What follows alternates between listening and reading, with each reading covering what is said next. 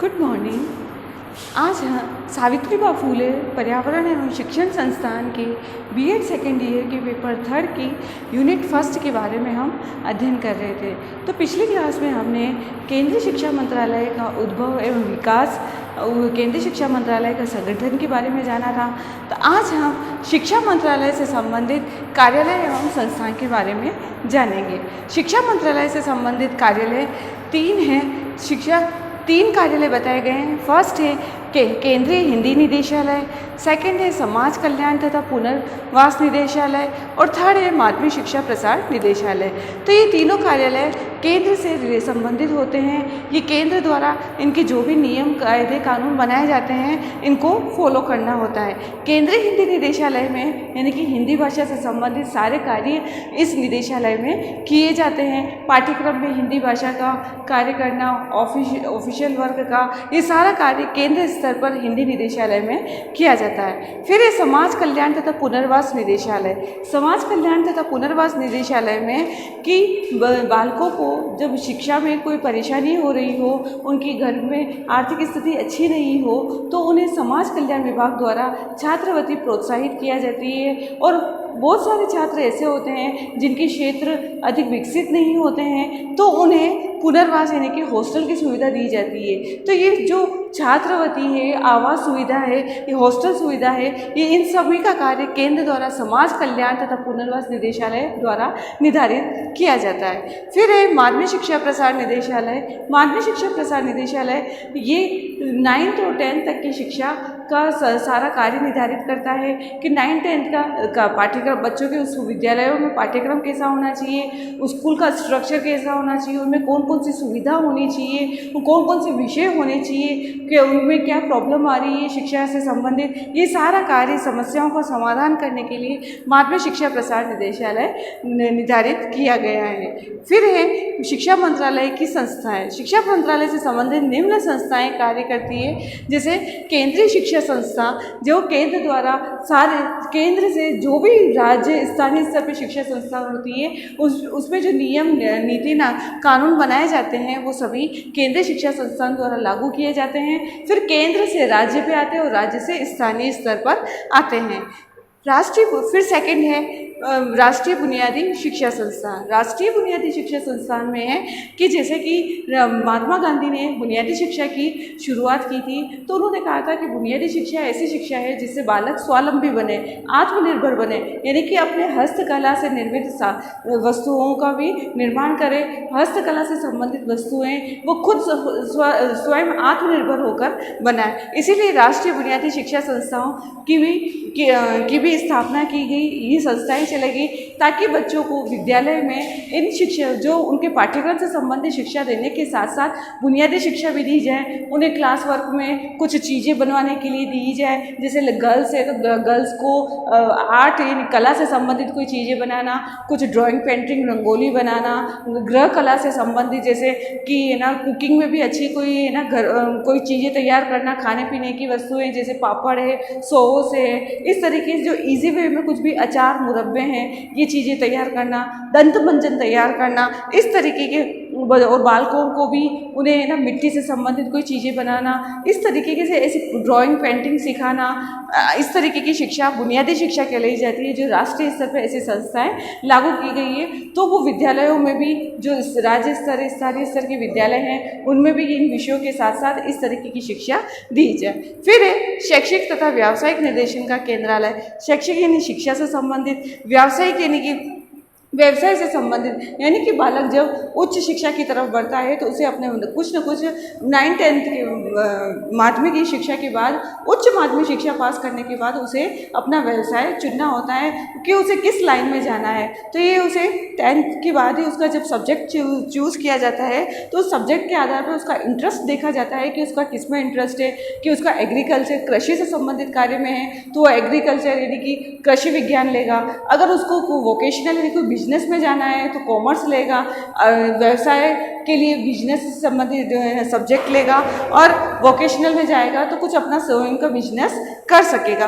तो इस तरीके से शिक्षा के लिए शिक्षा पाठ्यक्रम के साथ साथ उन्हें व्यावसायिक निर्देशन यानी कि उन्हें प्रोफेशन संबंधी गाइडेंस भी दी जाती है। इस तरह के केंद्रालय भी निर्धारित किए गए हैं। फिर है पाठ्य पुस्तक अनुसंधान का केंद्रालय, यानी कि पाठ्य पुस्तकें भी जो है ना विद्यार्थियों के लिए ऐसी होनी चाहिए ताकि उनका लेवल, उनकी योग्यता अधिक से अधिक बढ़ सके। उनमें रिसर्च से संबंधित जैसे जैसे उनका लेवल बढ़ता जाए, उच्च स्तर का होता जाए, उन्हें रिसर्च संबंधी बुकों का अध्ययन करना चाहिए। ऐसी बुकों का, ऐसी पुस्तकों का निर्धारण एक पाठ्य पुस्तक अनुदान का केंद्रालय में किया जाता है कि ऐसे ऐसे एक्सपर्ट बैठते हैं कि उन्हें रिसर्च से संबंधित पुस्तकों का विमोचन करना होता है। वो ऐसी ऐसी पाठ्य पुस्तकों का सिलेबस पाठ्यक्रम निर्धारित करना होता है ताकि बच्चे आगे से अच्छी प्रोग्रेस कर सके और अपने व्यवसाय में अच्छी योग्यता हासिल कर सके।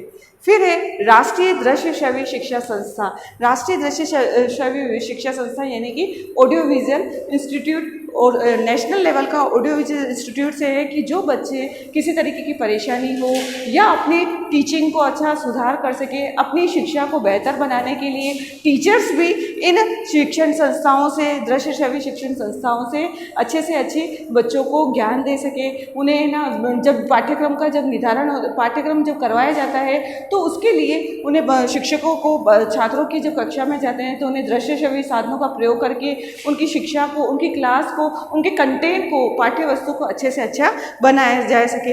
इसके लिए राष्ट्रीय दृश्य श्रव्य शिक्षा संस्थान का निर्माण किया गया।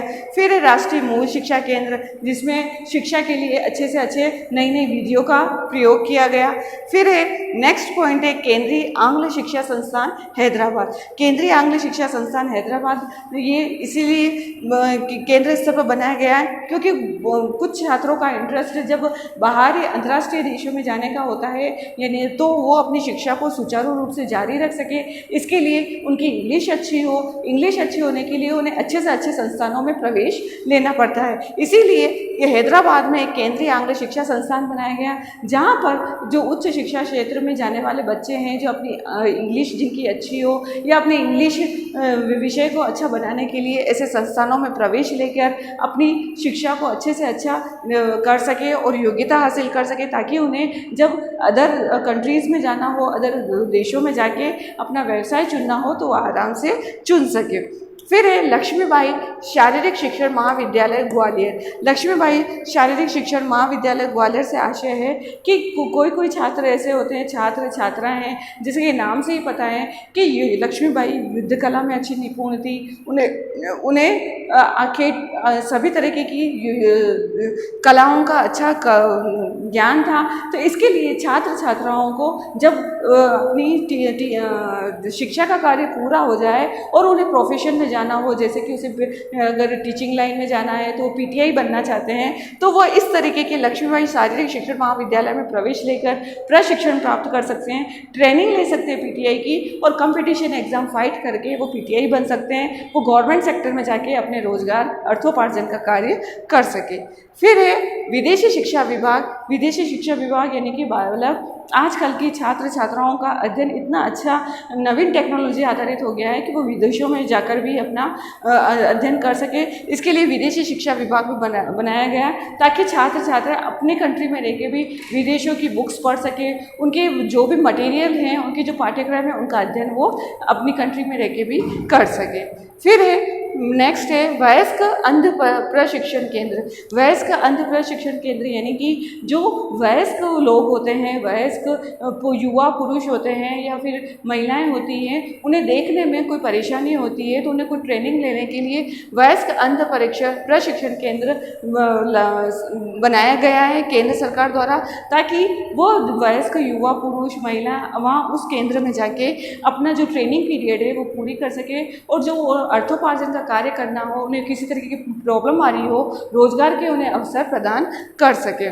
फिर लास्ट है केंद्रीय ब्रेल मुद्रालय देहरादून। केंद्रीय ब्रेल मुद्रालय ब्रेल लिपि, जैसे कि आपको पता है कि ब्रेल लिपि लुई ब्रेल ने बनाई थी। उन्होंने ब्रेल लिपि इसलिए बनाई थी कि जो देख नहीं सकते हैं तो उस अक्षरों को उभरे हुए होते हैं, तो उनको देख के वो अध्ययन कर सकें, उनको जान सके कि ये किस तरीके की क्या चीज़ है। तो इस तरीके से केंद्रीय ब्रेल मुद्रालय देहरादून में बनाया गया, जहाँ पर जो बालक बालिकाएँ, जो वयस्क हैं, जो भी है, अपना प्रशिक्षण, अपनी शिक्षा को निर्धारित करने के लिए इस तरीके की संस्थानों में जाके वहाँ पर अपना शिक्षा को सुचारू रूप से कर सके और उन्हें शिक्षा अपनी आगे जारी करने के लिए इस तरीके की संस्थाओं में जाके और अपना अध्ययन को जारी रख सके, अपनी योग्यता हासिल कर सके, ताकि अपने साहस और उत्साह के साथ वो अपना रोजगार, अर्थोपार्जन का कार्य भी कर सके।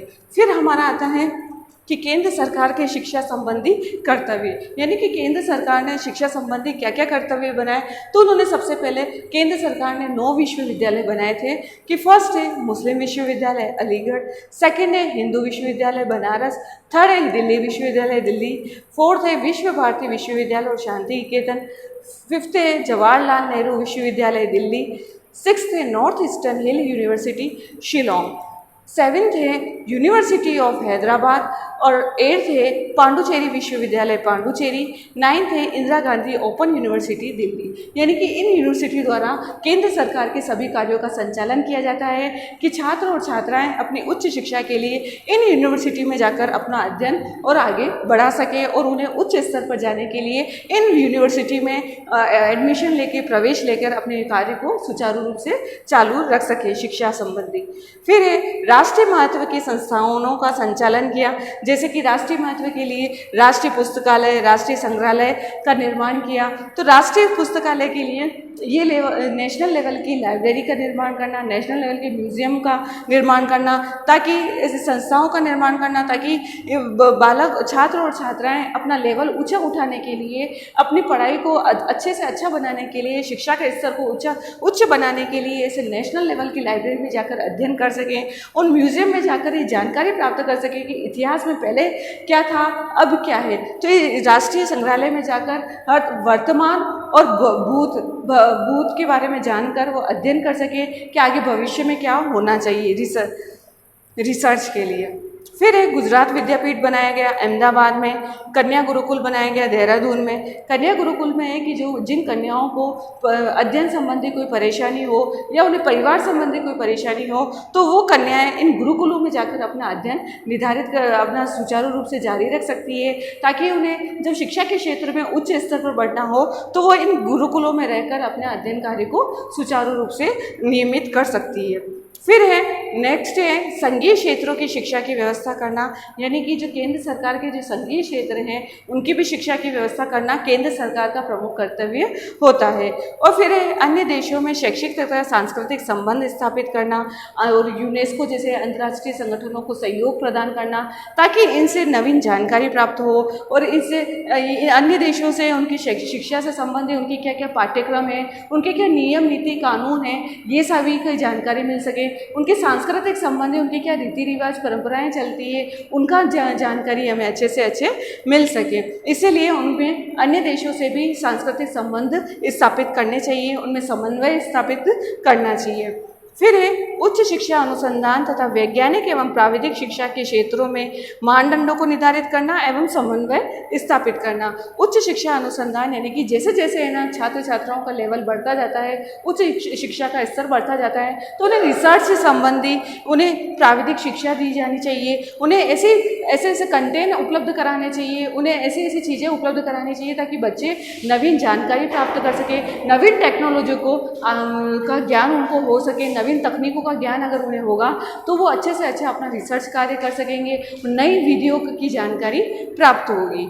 फिर है वैज्ञानिक तथा प्राविधिक शिक्षा की उन संस्थाओं का प्रशासन जो संसद विधि द्वारा राष्ट्रीय महत्व को घोषित करना, यानी कि विज्ञान पर आधारित जो नवीन टेक्नोलॉजी, रिसर्च संबंधी सारे शिक्षा के क्षेत्र हैं, उन संस्थाओं को का प्रशासन भी केंद्र सरकार द्वारा निर्धारित किया जाता है, जो संसद विधि तथा राष्ट्रीय महत्व को घोषित करती है। ये सभी कार्य संसद द्वारा केंद्र सरकार द्वारा और राष्ट्रीय महत्व को स्थापित करते हैं। फिर हमारा लास्ट पॉइंट है केंद्र व राज्य के शैक्षिक कार्यों में समन्वय स्थापित करना, यानी कि केंद्र द्वारा जो भी नियम नीति कानून लागू किए जाते हैं उन्हें राज्य को भी फॉलो करने होते हैं, और राज्य के फॉलो करने से वह सारा गाइडेंस उन्हें स्थानीय स्तर पर भी लागू करनी होती है, और स्थानीय स्तर पर भी वो सभी जो केंद्र और राज्य की नियम नीति कानून होते हैं वो स्थानीय स्तर के भी लागू किए जाते हैं और उनको भी मानना होता है। लेकिन इन सभी का मुखिया केंद्र सरकार होता है और केंद्र से फिर राज्य में आता है।